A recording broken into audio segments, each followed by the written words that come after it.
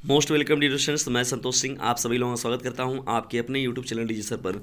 आज का यह वीडियो क्लास 12th के बच्चों के लिए बहुत ही इंपॉर्टेंट है, क्योंकि इसमें हम लोग बात करने वाले हैं समाजशास्त्र के मोस्ट इंपॉर्टेंट दीर्घोत्तरीय प्रश्नों की सीरीज के बारे में। तो डियर स्टूडेंट्स, इन प्रश्नों को आप लोग एक बार जरूर देख कर जाइएगा, और जितना प्रयास मेरी तरफ से होगा मैं सॉल्यूशन भी कराने का आप लोगों का प्रयास जरूर करूँगा, लेकिन आप लोग इन प्रश्नों को अपने से भी ज़रूर देख लीजिएगा।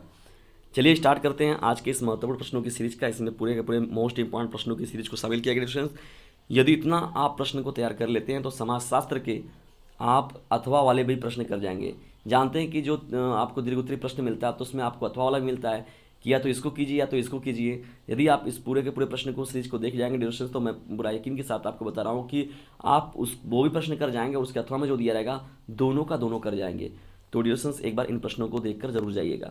चलिए स्टार्ट करते हैं, और लेकिन अथवा का जो रहेगा वो भी आपको आएगा, समझ लीजिए। इस प्रकार से इन महत्वपूर्ण प्रश्नों की सीरीज जो है वो आप लोग के लिए उपलब्ध कराई जा रही है।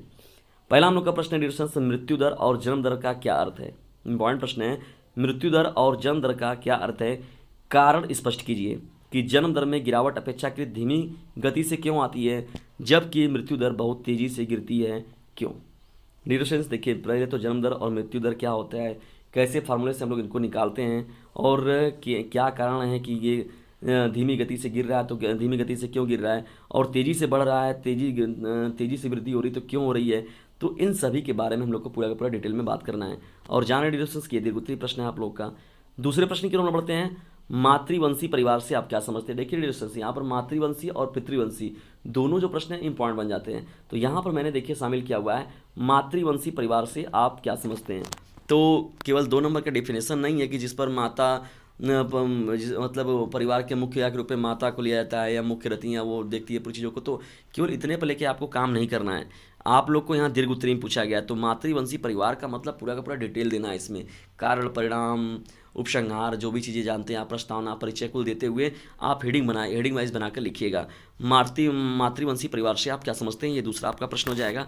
आइए इंपॉर्टेंट प्रश्नों की सीरीज में हम लोग आगे बढ़ते हैं। डियर स्टूडेंट्स, महत्वपूर्ण प्रश्नों की सीरीज में बढ़ते हैं हम लोग अब तीसरे प्रश्न की ओर। सामाजिक स्तरीकरण किसे कहते हैं, इसकी प्रमुख विशेषताएं बताइए। ये आपका प्रश्न संख्या 3 हो जाएगा और इम्पॉर्टेंट है। चौथे प्रश्न की ओर बढ़ते हैं, सांप्रदायिकता निवारण के लिए सुझाव दीजिए। सांप्रदायिकता को कैसे दूर किया जा सकता है। डिविजन जानते हैं कि सांप्रदायिकता एक बहुत ही बड़ी समस्या होती है, तो सांप्रदायिकता निवारण के लिए महत्वपूर्ण सुझाव अपने दीजिए। देखिए ये सब क्या होता है कि इसमें कुछ अपने विचार भी रखने चाहिए, अपने वक्तव्य भी रखने चाहिए। जब अपने विचारों देते हैं तो एग्जामिनर को आप ज़्यादा इंप्रेस कर पाते हैं। अब विचार भी देने का मतलब है कि ठोस विचार रहे। अब मनमाने तरीके से कुछ चीज़ों को आप भर देंगे कूड़ा कबाड़ की तरह, तब भी आप लोग को समझ लीजिए आप एग्जामिनर को आकर्षित नहीं कर पाएंगे। बढ़ते हम लोग अब पांचवें प्रश्न की ओर, परिवार द्वारा किए जाने वाले कार्यों का संक्षेप में वर्णन कीजिए। परिवार में अगर रहते हैं लोग, सामूहिक रूप से अगर देखा जाता है तो उसमें कौन कौन से काम रहते हैं, कौन कौन सी जिम्मेदारियां होती हैं।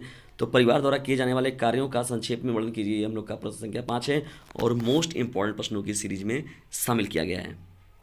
चलिए डिस्कशन बढ़ते हम लोग अब छठवें प्रश्न की ओर। देखिए छठवां आप लोग का प्रश्न क्या है, जाति विषमता को दूर करने के लिए अपनाई गई कुछ नीतियों का वर्णन कीजिए। जाति विषमताएं जानते हैं कि जातिवाद हो गया, धर्मवाद हो गया, तो ये जो डिस्कशंस है वो बहुत ही अनुचित चीज़ है, वो ऐसी चीज़ें नहीं रहनी चाहिए। तो जाति विषमताओं को दूर करने के लिए अपनाई गई जो नीतियाँ हैं, महत्वपूर्ण नीतियाँ, तो उनका वर्णन करना हम लोग को डिस्कशंस, ये हम लोग का छठवां प्रश्न है और इम्पॉर्टेंट है। बढ़ते हम लोग इंपॉर्टेंट प्रश्नों की श्रेणी में अब सातवें प्रश्न की ओर। भारत में दहेज व्यवस्था के विकृत परिणामों का वर्णन कीजिए। बहुत ही मोस्ट इंपॉर्टेंट यह प्रश्न है डिस्कशंस। और दहेज व्यवस्था देखिए जो है, दहेज प्रथा जो है, तो उससे रिलेटेड कोई ना कोई प्रश्न आपका एग्जाम में जरूर बनता है। तो भारत में दहेज व्यवस्था के विकृत परिणामों का वर्णन कीजिए, ठीक है। ये आपका प्रश्न संख्या 7 हो जाएगा और मोस्ट इंपॉर्टेंट प्रश्नों की सीरीज में शामिल भी किया गया है। आठवें प्रश्न की हम लोग बढ़ते हैं। देखिए डिस्कशंस ये जो है स्त्रियों पर आधारित है, तो स्त्रियों की समानता और अधिकारों के लिए किए गए कुछ प्रयासों का अवैध विस्तृत वर्णन कीजिए, ठीक है डिस्कशंस। तो ये मुख्य रूप से अगर कहा जाए तो वुमेन एम्पावरमेंट की बात की गई है कि महिला सशक्तिकरण को कैसे मजबूत किया जाए। तो स्त्रियों की समानता और अधिकारों के लिए किए गए जो भी प्रयास थे ना, उनका हम लोग क्या करना है, विस्तृत रूप से उनकी व्याख्या करनी है। और डिस्कशन जान रहे हैं कि यहाँ पर दीर्घोत्तरीय प्रश्नों की सीरीज बात हो रही है, तो आप लोग को पहले ही मिला रहता है कि इस प्रश्न में इतना लिखना है, इस प्रश्न में इतना लिखना है, इतने शब्दों में लिखना है। तो आप लोग उसी हिसाब से सटीक उत्तर दीजिए और सार्थक उत्तर दीजिए ना। ये जैसे सार्थक अंक नहीं देखते हैं आप लोग, तो सार्थक अंक जैसे होता है साइंस में आप लोगों का कि एकदम निश्चित एकदम एग्जैक्ट आपका देता है वो लोकेशन, तो उसी तरीके से आप भी अपने प्रश्नों का जो लोकेशन है, उत्तर है, उसको एकदम सटीक भाषा में दीजिए, तभी वो आप एग्जामिनर को अच्छे से इम्प्रेस कर पाएंगे। चलिए डिस्कशन से हम लोग आगे बढ़ते हैं, लेकिन आगे बढ़ने से पहले वीडियो थोड़ा सा भी आप लोग के लिए हेल्पफुल लग रहा है तो इसे अपने क्लासमेट पर शेयर ज़रूर कर दीजिएगा, और आपने एग्ज़ाम को देकर आइएगा, पूरे पीडीएफ को आप पढ़ लीजिएगा सोशलॉजी के, फिर अपना फीडबैक भी हमें ज़रूर दीजिएगा कि नहीं वास्तव में आप जो भी आप मेरे तरफ से 2 दिनों 3 दिनों में आप लोग को जो भी हेल्प मिली है, तो उससे आप लोग को कितना सार्थकता या कितना सहयोग आप लोग के लिए वहाँ से लगा है, तो डिस्कशन अपना फीडबैक भी ज़रूर दिया करें, ठीक है। और ये सभी के सभी जो प्रश्न है वो बहुत ही इंपॉर्टेंट है, इन प्रश्नों को आप लोग एक बार एग्जाम में ज़रूर देख कर जाइएगा। बढ़ते हम लोग 9वें प्रश्न की ओर, और डिस्कशंस मेरे हेल्प ग्रुप में आपको यही काम करना है कि इसे शेयर जरूर करना है, ठीक है। और लाइक यदि आप करते हैं तो उससे एक आंतरिक प्रेरणा मिलती है, और शेयर करते हैं तो उससे एक और भी जो जिसकी ज़रूरत होगी वो लोग के पास भी ये महत्वपूर्ण प्रश्नों का लिंक उनके पास भी मिल जाएगा। और चैनल पर नए तो चैनल को सब्सक्राइब करके रख लीजिए, क्योंकि आप जब भी कभी किसी भी प्रश्न को, किसी भी सॉल्यूशन को, किसी भी चीज़ों को यदि आप डीजे चैनल के प्ले अगर देख लेते हैं एक बार, तो समझ लीजिए कि आप वहीं से सदस्यता प्राप्त कर लेते हैं। तो डिस्कशन से सब्सक्राइब करके चैनल को भी अपने पास रख लीजिए, क्योंकि यह आगे भी आपको बहुत ज़्यादा आपके लिए यूजफुल साबित होगा, क्योंकि ग्रेजुएशन के साथ साथ बीए की बातें होंगी, फिर उसके बाद आप अपने बीएससी वगैरह की बातें होंगी, तैयारी वगैरह आप करेंगे, तो वहाँ पर भी ये आप लोग के लिए बहुत ही हेल्पफुल साबित होगा एडिशन। तो इसलिए बिल्कुल भी आप लोग इस चैनल को तुरंत ज्वाइन करें और कभी भी एग्जिट ना मारें, ठीक है। ग्रुप भी ज्वाइन जरूर करें, वहाँ से भी आप लोग को लाभ मिलने वाला है। चलिए 9वें प्रश्न की ओर बढ़ते हैं। 9वां हम लोग का प्रश्न है, माल्थस के जनसंख्या सिद्धांत की विवेचना कीजिए। ये आपका प्रश्न संख्या 9 हो जाएगा। 10वें प्रश्न की ओर बढ़ते हैं, सामाजिक परिवर्तन में भारतीय संविधान की भूमिका की विवेचना कीजिए। ये आपका प्रश्न संख्या 10 हो जाएगा। 11वें प्रश्न की ओर बढ़ते हैं, औद्योगिकरण और नगरीकरण का परस्पर संबंध है, विचार कीजिए। तो औद्योगिकरण और नगरीकरण को दोनों को हम लोग को देखिए जीरो से जोड़ कर बताना है ना, परस्पर जो उनके बीच में कोरिलेटिव रिलेशन जो क्या है इनके बीच में, वो हम लोग को बताना है अपने विचारों में भी, और कुछ महान पुरुषों के विचारों में भी, और साथ ही साथ जो अपने हमारे किताब है महत्वपूर्ण, उनके थ्रू हम लोग को इसका उत्तर देना है। बढ़ते हैं डिस्कशन हम लोग आगे 12वें प्रश्न को देखिए। 12वां आपका प्रश्न क्या है, सामाजिक व सांस्कृतिक परिवर्तन में अंतर स्पष्ट कीजिए। आपका 12वां प्रश्न हो जाएगा। 13वां हम लोग का प्रश्न है, भारत में भूमि सुधारों का संक्षिप्त विवेचना कीजिए। 14वां हम लोग का प्रश्न है, कृषक समाज पर पड़ने वाले हरित क्रांति के प्रभाव का उल्लेख कीजिए। कृषक समाज पर हरित क्रांति का क्या प्रभाव पड़ा, डिस्कशन से हरित क्रांति लाई जो गई उसके द्वारा क्या बेनिफिट मिला, क्या व्यवस्थाएं मिली, इसके बारे में हम लोग को बताना है। ये दीर्घोत्तरी का है तो इस पर आप लोग को अच्छे से लिखना है। और जानते हैं डिस्कशन की हरित क्रांति का जो नकारात्मक और सकारात्मक प्रभाव भी कभी कभी पूछता है, तो वो भी देख लीजिएगा उसको एक बार। और मैंने बाकायदे सिविक्स में हरित क्रांति को, उसके सकारात्मक प्रभाव को और उसके नकारात्मक प्रभाव को एकदम अच्छे से बता रखा है डिस्कशन, तो एक बार उसको ज़रूर देख लीजिएगा। चलिए डिस्कशन हम लोग आगे बढ़ते हैं, देखते हैं 15वें प्रश्न को। देखिए 15वां का प्रश्न क्या है, पंचायती राज व्यवस्था द्वारा ग्रामीण समाज में उत्पन्न परिवर्तनों का वर्णन कीजिए।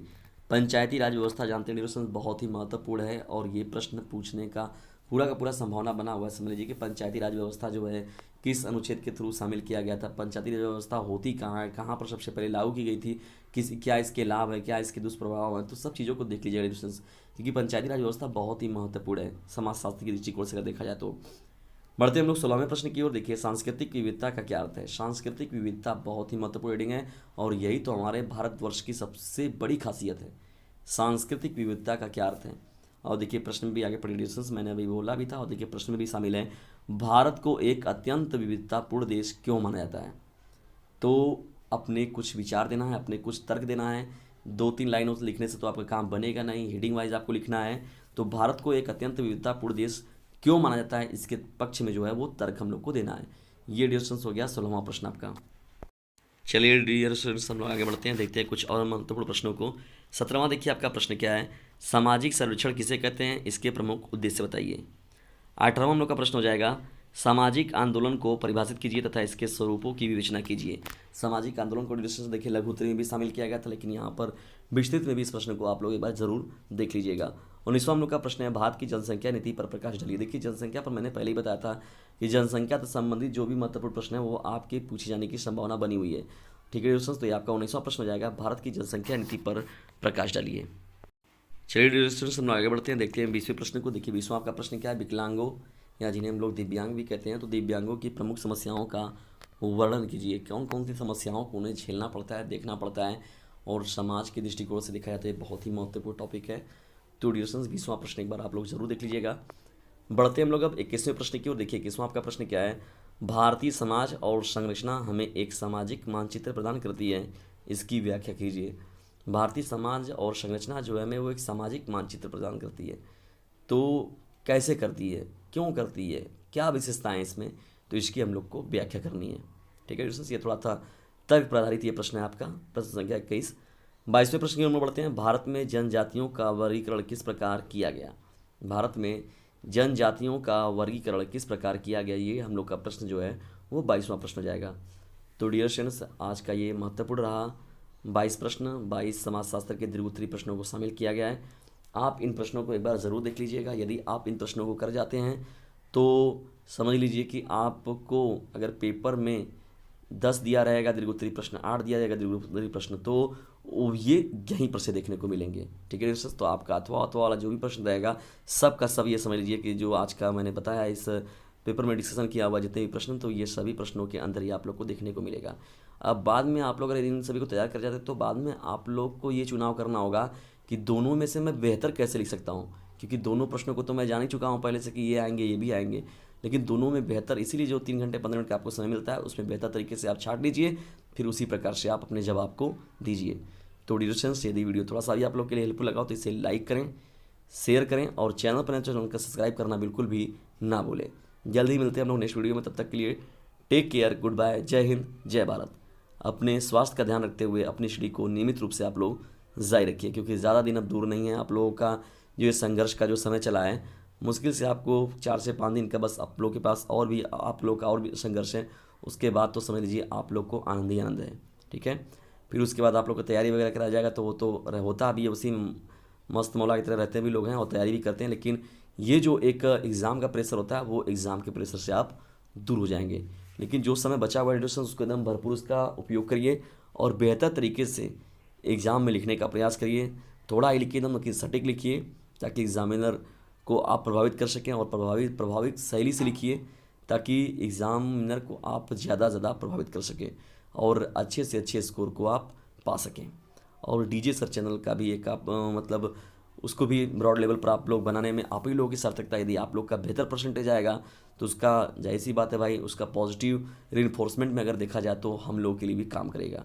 तो डिस्टेंस से आप लोगों के परिणाम पर ही हम लोगों का भी परिणाम डिपेंड करता है, इसलिए आप लोग अपने परिश्रम में तनिक भी चूक ना करें। जल्द ही मिलते हैं हम लोग नेक्स्ट वीडियो में, तब तक के लिए टेक केयर, गुड बाय, जय हिंद, जय भारत।